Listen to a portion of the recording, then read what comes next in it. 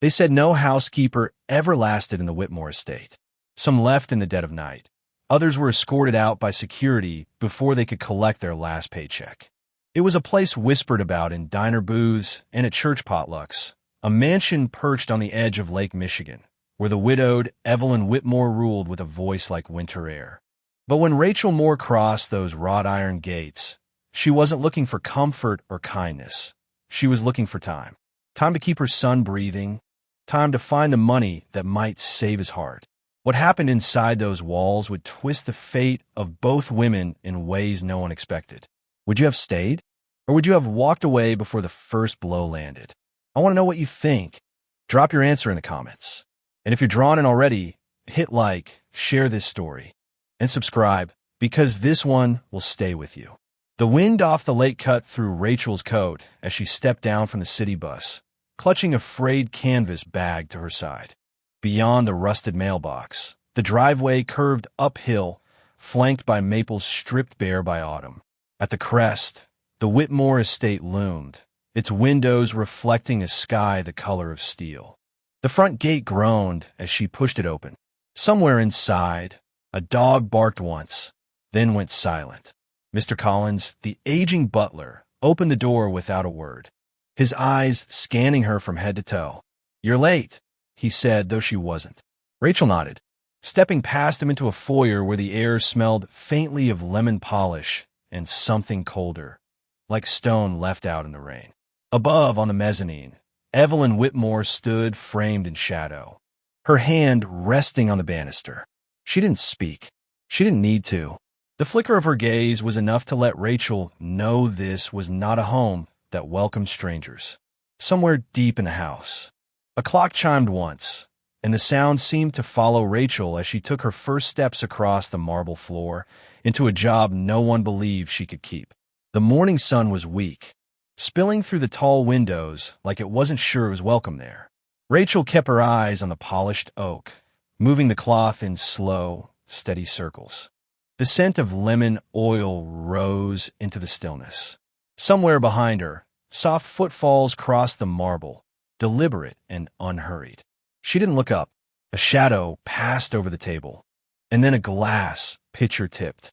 The sharp splash of cold lemon water cascaded across the wood, spilling over the edge in a small waterfall onto the rug below. Rachel set the cloth down, her fingers pausing for a heartbeat before she reached for another. Evelyn Whitmore stood at the end of the table, one hand resting on her hip, the other tracing the rim of an untouched crystal glass. "Let's see how well you clean under pressure," she said, her tone almost pleasant. Rachel knelt, blotting the rug, her movements precise. The room was quiet except for the rhythmic dab of cloth against fabric. Evelyn stepped closer, her perfume sharp and floral, leaning just enough for her voice to drop lower. "You're not going to last here." Rachel glanced up, her eyes calm, unblinking. "I'm not here to last," she replied softly. "I'm here to work." For a moment, Evelyn's mouth tightened, as though she might smile, but changed her mind. She set the empty glass on the table with a soft click, then, in one quick movement, reached out and tapped Rachel's cheek. Not a caress, not quite a slap, but sharp enough to make the air between them crackle. The sound of heels striking marble carried from the hall. Mr. Collins appeared in the doorway, a tray balanced in one hand. His eyes flicked between the two women, settling briefly on Rachel's face. He said nothing. Evelyn straightened, her attention shifting. "Bring me my tea," she instructed him, her voice returning to its usual cool distance. Then, without looking at Rachel again, she turned and walked away, her silhouette swallowed by the shadowed corridor. Rachel stayed crouched on the floor for a moment longer, pressing the damp cloth into the rug, her hand steady. The clock in the hall chimed the quarter hour, and she rose, folding the cloth neatly before placing it back in the cleaning caddy. She didn't watch Evelyn leave.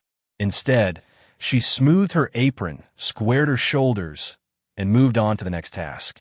The faint scent of lemon and the chill of spilled water lingering on her skin. That night, the Whitmore estate pulsed with the low hum of voices and the clink of crystal. Light from chandeliers spilled over velvet drapes, catching in the sequins and cufflinks of Detroit's wealthiest. Rachel moved quietly through it all, a silver tray balanced on her hand, the polished stemware trembling slightly with each step. She kept her gaze fixed just above the guests' shoulders, never meeting their eyes. Near the grand piano, Evelyn Whitmore held court, draped in midnight silk, her hair swept into an immaculate twist. Her laughter cut through the music, bright and sharp, carrying easily across the room. Every so often, Rachel would catch Evelyn's gaze sweeping over the crowd, lingering on her for just a fraction longer than it should, as though weighing her. Rachel rounded the corner toward the bar when it happened. Evelyn stepped forward suddenly, her movement masked by the swell of the string quartet. The stem of her own wine glass tilted, and a stream of deep red spilled across the front of Rachel's plain black dress. Gasps flickered through the nearest guests. Someone let out a low chuckle. Rachel stood still, the warmth of the wine seeping into the fabric, her fingers tightening imperceptibly on the tray. She looked down for a moment, then set the tray on the nearest table. Without a word, she retrieved a folded linen from her pocket and began dabbing at the stain, her movements calm, unhurried. Evelyn's lips curved into something between a smile and a sneer. "I suppose that's ruined," she murmured, her voice pitched low enough for only Rachel to hear. Rachel straightened, meeting her eyes. "Cloth can be cleaned," she said simply, then bent again to her task. The quartet played on, oblivious, though Rachel could feel the eyes of strangers following her, curious to see if she would break. She didn't. She moved with the same steady grace she'd carried since she stepped through the iron gates, as though the stain and the whispers around her were nothing more than weather, passing, inevitable, not worth fearing. From the far side of the room, Mr. Collins watched, his expression unreadable. He caught Rachel's gaze briefly, offering the smallest of nods before turning away. When the guests returned their attention to the music and their champagne, Rachel stepped into the kitchen, the doors swinging shut behind her, muting the noise to a low thrum. She set the linen in the sink, the red already bleeding into the water. Steam rose from the faucet, carrying with it the scent of soap and metal. She pressed the fabric onto the stream, her hand steady, her breathing even. Behind her, the faint echo of Evelyn's laughter still reached her, muffled but unmistakable. Rachel wrung out the cloth, hung it neatly over the side of the sink, and dried her hands. She didn't look back toward the dining hall. Instead, she stepped deeper into the quiet of the service corridor, her shoes whispering against the worn tile. Moving toward the next room, the next task, the next test she knew was coming. The service corridor narrowed into a dim passage, the hum of the party fading to a distant echo. Rachel stepped into her small quarters off the back garage, the walls bare except for a single hook holding her coat. She closed the door behind her, letting the quiet settle. From her bag, she pulled out a worn leather wallet, edges frayed from years of being opened and closed with the same care. Inside, tucked behind a few dollar bills, was the folded hospital invoice, creased for being handled too often. She smoothed it out on the small table, the bold numbers staring back at her like a weight she could almost feel pressing into her chest. Her phone buzzed, the screen lit with a picture of Ethan, taken weeks ago, grinning weakly from his hospital bed, his hair falling into his eyes. She swiped to answer. "Hey, buddy," she said, her voice softening. "Hi, Mom. Are you still at the big house?" His voice carried the rasp of someone who'd spent too much time under fluorescent lights. "Yeah," she murmured. "How's your day?" "They said I might get a walk down the hall tomorrow," he said, a note of pride in his voice. "But I miss you." Rachel closed her eyes. "I miss you too, but I'm working on something. Just hang in there a little longer, okay?" "Okay." His breathing was shallow, the sound of hospital monitors faint in the background. When the call ended, Rachel sat still for a moment, her fingers resting on the edge of the invoice. The lamp on the table cast a small circle of light, making the rest of the room feel even smaller. She slid the paper back into her wallet, zipped it shut, and placed it beside her pillow as though keeping it close might will the number smaller. A sudden knock at the door broke the silence. She opened it to find Mr. Collins standing there, his silver hair damp from the mist outside. He held out a tray with a steaming cup of tea. "Thought you might need this," he said, his tone neutral but his eyes searching hers. "Thank you," she replied, taking it with both hands. As he turned to leave, he paused. "Mrs. Whitmore notices everything," he said quietly. Then, with a nod, he disappeared back down the hall. Rachel closed the door again, leaning against it for a breath. The tea was hot enough to sting her fingers, but she didn't set it down. She stared at the steam curling upward, wondering how much Evelyn had already seen, how much she knew. Outside, the lake wind rattled the shutters, and somewhere deep in the house, the grandfather clock chimed the hour. Rachel sipped the tea, the heat grounding her. Tomorrow would bring more of the same. More tests, more small humiliations. But for tonight, she sat in the single chair by the window, cup cradled in her hands, watching the faint lights of passing boats move across the dark water, and she told herself she could hold on a little longer. Rain had been falling since dawn, a steady whisper against the tall windows that made the whole house feel colder. Rachel moved through the quiet halls with her cleaning cart, the rubber wheels creaking on the polished floors. Most of the staff stayed in the kitchen or downstairs, leaving the upper rooms to her. She paused outside the library door, noticing it stood slightly ajar. The scent of old paper and wood polish drifted out. Inside, Evelyn Whitmore sat in a high-backed chair by the fire, a tumbler of amber liquid resting on the table beside her. Her posture was impeccable, but her gaze wasn't fixed on the room. It was on a small photograph she held in her hands. Rachel took a step inside, ready to offer to dust the shelves, but stopped. The photograph was of a young girl in a crisp Maid's uniform, smiling in black and white, the edges of the picture curled with age. Evelyn didn't look up. "I started in this house," she said, her voice quiet but without tremor, "scrubbing the same floors you're scrubbing now. They told me if I work hard enough, I might be invisible instead of poor." Rachel stayed near the doorway, unsure if this was meant for her. Evelyn turned the photo over, running her thumb along the creases. The only way to survive was to turn to stone. People respect what they can't move. Rachel moved closer, the rain tapping softly on the glass behind them. "Stone doesn't have to stay cold," she said. Her tone was even, but there was a weight behind it. For a moment, Evelyn met her eyes. There was something in the older woman's face, a flicker, brief as lightning, before she set the photo down. "You think patience will change anything?" Rachel's lips tightened just slightly. "Patience and not walking away. Sometimes that's enough." The fire popped, sending a small shower of sparks up the chimney. Evelyn leaned back, studying her with a look Rachel couldn't quite read. "You have work to finish," Evelyn said finally, but her voice had lost its edge. Rachel gave a small nod and stepped back toward the door. As she left, she glanced once over her shoulder. Evelyn had picked up the photograph again, but this time she wasn't just looking at the girl in the picture. She was staring past her, as if seeing something long buried. Back in the hallway, Rachel pushed the cart forward. The air felt different, though she couldn't say why. She only knew that for the first time since stepping through the gates, Evelyn Whitmore's gaze hadn't been entirely made of ice. Somewhere under all that stone, a crack had formed, and Rachel had seen it. The sound of the rain followed her down the hall, steady and unbroken, like a promise she didn't dare name. The next morning, the air smelled faintly of coffee and rain-soaked earth drifting in from the lake.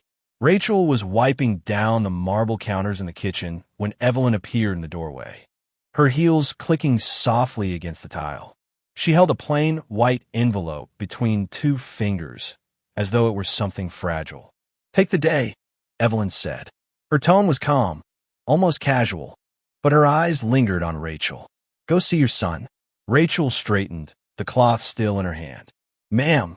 Evelyn placed the envelope on the counter and felt the thickness of it, far more than the fare to a hospital across town. She looked up, but Evelyn had already turned and was walking away, her voice drifting back over her shoulder. "Don't waste the morning." Within an hour, Rachel was stepping out a yellow cab in front of St. Mary's Medical Center. The automatic doors parted with a hiss, letting out the sharp scent of antiseptic. She made her way to the pediatric wing, her steps quickening as she spotted Ethan's room. He was sitting up in bed, a paperback propped on his knees. His face lit up when he saw her. "Mom!" Rachel crossed the room in 2 strides, wrapping him in her arms, feeling the frail bones of his shoulders under the thin hospital gown. "How's my boy?" "They let me walk to the end of the hall this morning," he said proudly. "Nurse Jenna said I'm getting stronger." Rachel smiled, brushing the hair from his forehead. "Stronger every day." They talked about small things, books, the weather, the view from his window. She unpacked a small bag of his favorite crackers and a new puzzle, things she'd bought on the way with some of the cash from the envelope. A nurse stopped by to check his vitals, glancing curiously at Rachel. "Haven't seen you here in the middle of the day before." "Had a little help," Rachel replied, and the nurse's brows lifted just slightly, but she said nothing more. When visiting hours ended, Rachel kissed Ethan's forehead and promised to call that night. She walked back through the hospital's glass doors into the pale afternoon light, her breath visible in the chill air. From across the street, a dark sedan idled at the curb. "Behind the wheel, mister." Colin sat with his hands resting on the steering wheel, watching her. Their eyes met for a brief moment before he tipped his head in a small nod and pulled away. Rachel stood there for a long second, the envelope still in her bag, the warmth of her son's smile still fresh in her mind. Then she turned toward the waiting cab, the lake wind tugging at her coat, carrying her back toward the house where she knew the tests weren't over yet. By late afternoon, the Whitmore estate had settled into its usual quiet, the kind that carried every small sound through the long corridors. Rachel was in the pantry, lining jars of preserves along the shelf, when the sharp scent of smoke threaded its way under the door. At first, she thought it was the lingering aroma from the old wood-burning fireplace upstairs, but this was different, acrid and urgent. She stepped into the hall, following the faint gray ribbon curling along the ceiling. It led her toward the kitchen, where the air grew warmer with each step. The moment she pushed open the swinging door, the heat hit her. A dish towel, forgotten too close to the open gas flame, was burning fast, the edges curling into black. For a second, Rachel froze, her mind catching up to her eyes. Then she was moving, grabbing the heavy pot lid from the counter and slamming it down over the flames. Smoke billowed, stinging her throat. She coughed, swiping at her watering eyes, and reached to turn off the burner. Behind her came the sound of hurried footsteps. Evelyn appeared in the doorway, one hand clutching the doorframe, her eyes wide and sharp. "What happened?" she demanded, though her voice was rasped by the smoke. Rachel pulled the scorched towel into the sink, dousing it under a stream of water that hissed as it hit. "It caught while no one was here," she said, still catching her breath. Evelyn stepped forward, coughing once, her gaze flicking between the blackened towel and Rachel's soot-marked hands. "You could have walked away," she said quietly, almost to herself. "I could have," Rachel replied, meeting her eyes, "but I didn't." For a beat, they stood in the haze, neither speaking. The fire alarm upstairs began to shriek, shrill and insistent. Somewhere down the hall, a door slammed and the muffled thud of running feet echoed. Mr. Collins arrived, a fire extinguisher in hand, scanning the scene before lowering it. "It's out." Rachel nodded. "Just a towel." He gave a small grunt of relief, then moved to open the side door, letting in a rush of cold lake air that pushed the smoke toward the ceiling vents. Evelyn stayed where she was, her gaze never leaving Rachel. There was no ice in it this time, no calculation, only something quieter, heavier. Finally, she said, "Come with me," before turning toward the back stairs. Rachel hesitated, glancing once at the smoldering towel, then followed. The air cooled as they climbed, the scent of smoke fading behind them. She didn't know where Evelyn was leading her, only that the woman's pace was deliberate, her shoulders squared as if carrying something she'd been holding for far too long. Somewhere deep inside, Rachel sensed this wasn't just about a fire in the kitchen. This was the start of something that might burn even hotter and last far longer than a few seconds of flame. Evelyn led Rachel through a side hallway she had never been down before. The walls here were lined with photographs in heavy gold frames, family portraits, charity galas, black and white snapshots of a younger Evelyn beside a tall man with a stern jawline. The carpet muffled their footsteps until they reached a door at the end, its handle polished to a dull shine. Inside was a study, smaller than the grand library, with warm lamplight pooling across a mahogany desk. Evelyn closed the door behind them, her movements precise. From a drawer, she pulled a folder thick with papers and slid it across the desk toward Rachel. "This is Dr. Henry Lang's contact," Evelyn said, her voice level. "He's one of the best pediatric surgeons in the state. I've already spoken to him about your son." Rachel blinked, her breath catching before she could answer. "You what?" "He'll take the case," Evelyn continued, "and I'll cover the expenses. All of them." The words hung between them, solid and almost too heavy to hold. Rachel rested her hands on the back of a chair, unsure if sitting down would steady her or make her knees give out entirely. "Why would you?" Evelyn cut her off, not unkindly. "Because you didn't run. Because you stayed when you had every reason to leave." Rachel looked down at the folder, the name written neatly on the tab. Her fingers twitched, wanting to open it, but she didn't. "Not yet. This isn't charity," Evelyn said.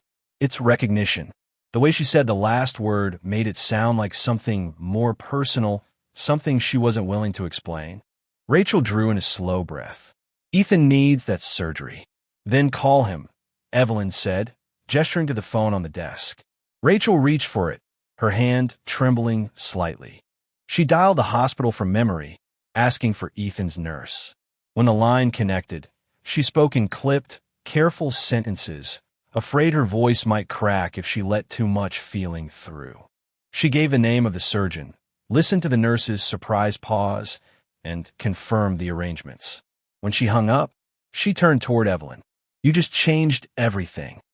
Evelyn's mouth curved, not a smile but something close. "So, did you?" The moment you walked into my kitchen, there was a quiet moment, the ticking of a mantel clock filling it. Then Evelyn stood, smoothing her skirt. "The surgery will be scheduled within the week. You should be there when they take him in." Rachel nodded, still gripping the edge of the desk. "I will." Evelyn moved to the door, holding it open. "Cool, Maid. Dinner's in an hour." Rachel stepped into the hallway, the folder now tucked under her arm.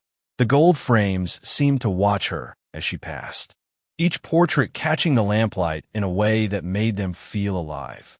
She wasn't sure yet if this was the end of the test, or just the beginning of something even harder, but for the first time, she felt the weight in her chest shift into something lighter, almost like hope. The morning of the surgery came cold and sharp, the kind of February day when the air feels like glass. Rachel stood outside St. Mary's, watching her breath drift upward before pushing through the revolving doors. Evelyn was already there, seated in the corner of the waiting room, her coat draped neatly over the arm of the chair. Ethan grinned when he saw his mother, his hospital gown far too big on his small frame. "You made it," he said, his voice still thick with sleep. "I wouldn't be anywhere else," Rachel replied, brushing his hair back. She kept her hands on his shoulders until the nurse came to wheel him toward the operating room. Evelyn stepped forward then, placing a hand on Rachel's arm. "It'll go well," she said, not as a platitude, but as a certainty. They sat together in the waiting room as the hours stretched. Rachel stared at the second hand of the wall clock, every tick sounding louder than the last. Evelyn didn't speak much, only poured coffee from a styrofoam cup and pushed it gently toward her. Finally, the double doors opened and Dr. Lang stepped out, pulling down his mask. "It was successful," he said. "He's in recovery now. Strong heartbeat, steady breathing." Rachel's breath left her in a rush she hadn't realized she was holding. She gripped the back of a chair to steady herself, then looked at Evelyn. For the first time, she saw no distance in the older woman's gaze, only something steady, solid, and warm.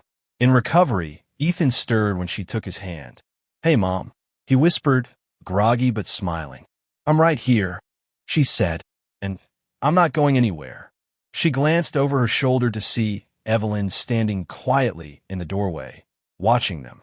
When their eyes met, Evelyn gave a single nod, as if to say the test was over. But Rachel knew it wasn't just a test she'd passed. It was a wall they'd both broken through. And in that small, bright hospital room, she understood that some victories don't shout. They breathe, they endure, and they stay. Spring came slowly to the lake, the ice retreating in thin, glistening sheets. On a clear April afternoon, Rachel stood in the Whitmore garden, watching Ethan chase a red kite across the new grass. His laughter carried on the breeze, bright and effortless. Nothing like the shallow breaths of the months before. Evelyn sat beneath the budding branches of the old oak, a porcelain teacup resting in her hand. Rachel joined her, lowering herself into the chair opposite. For a while, they said nothing, just listening to the wind tugging at the kite string and the soft ripple of the lake against the rocks. "You were right," Evelyn said at last, her eyes following Ethan. "Stone can warm, if someone's stubborn enough to keep trying." Rachel smiled faintly. "And you were right. People respect what they can't move." She paused, then added, "But sometimes they love what won't leave." Evelyn's gaze shifted to her, something unspoken passing between them. She set the teacup down and reached for the folder on the table, Rachel's employment papers. With a pen, she crossed out the old title and wrote in a new one, Household Director. "This house needs someone who knows how to stay," Evelyn said simply. Rachel looked down at the paper, then back at Ethan running across the grass, the kite dipping and soaring. The weight in her chest felt lighter than it had in years. The sun dipped lower, casting the garden in a golden wash. Evelyn lifted her cup again, her voice softer now. "You know, you changed more than just this house." Rachel didn't answer right away. She let the silence hold, the warmth of the moment sinking in. Then she said, "We both did." Ethan came running toward them, cheeks flushed, the kite trailing behind. Rachel caught him in her arms, and for a moment the three of them stood together under the oak, the lake stretching wide and bright behind them. And if you're listening to this wondering what you would have done, would you have stayed or walked away? Tell me. Your story might just change someone else's life.